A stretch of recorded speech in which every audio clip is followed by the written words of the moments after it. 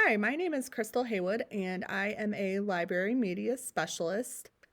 I teach library media to sixth grade students. Our building is a sixth grade center, so we have just sixth graders here. I also provide training and support and resources to the teachers and staff in my building and also to the other library media specialists across my district. So many of my artifacts will have adult learners as my students, and some of them will have sixth graders as my students, as noted in each artifact. I've completed this journey with two other colleagues in my department, another middle school librarian, and my department coordinator. We all had the opportunity to dive deep into our ISTE standards, and we've reflected together on how this could help us as a district moving forward. One area that I have personally noticed a change in my teaching and learning is just in regard to the standards themselves and lesson planning. My district luckily did actually really pay attention to the ISTE standards and curriculum writing for us, which was great. So we do have a lot of ISTE standards in all of our unit projections.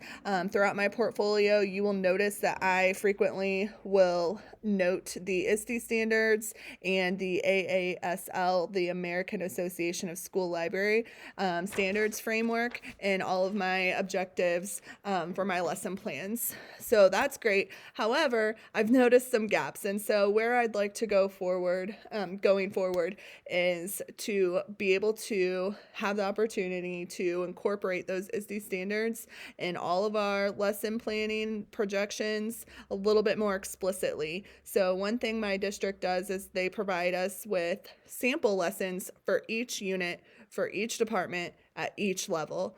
And so in our sample lessons, we have our standards listed and kind of some learning experiences, and just kind of a bare bones like structure for teachers to be able to go off of and kind of see where the learning's going within that unit. And one area that we have struggled in is to be able to explicitly have examples of the ISTE standards throughout the lesson plan. So instead of having examples of what things could look like with those ISTE standards in mind, we really just note, oh, here's a standard we want you to teach to, and here's the lesson plan, and the lesson plan might just acknowledge a choice between two digital tools, and that's not really cutting it for ISTE. So that's one area that I would like to improve on. So I plan to, going forward, take some time this summer to do some curriculum writing and go through elementary, middle, high school, unit by unit, and taking a look at those sample lessons and really making sure that the ISTE framework is evident and explicit throughout the sample lesson and not just a check off for our objectives. So that's one thing that's one of my takeaways, and my department coordinator and my other colleague are very on board with that. So that is just curriculum writing. That's kind of where we're going to start with. We also would like to provide more professional development for our district librarians, so that we can make sure that we are all kind of on the same page and really tight with our ISTE alignment throughout our experiences, that our learning experiences we are providing for our students and our staff, because a lot of times we are also leaders within our buildings. So that's really important too. So those are a couple things that I want to tackle from here on out.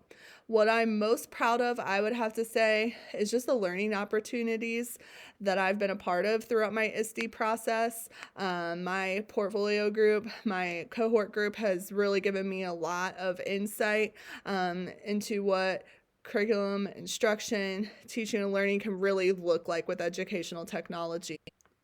So just having the opportunity to collaborate with other like-minded folks in regard to the ISTE framework has been one of my proudest moments, and that is embedded throughout my portfolio. Thank you so much for this opportunity.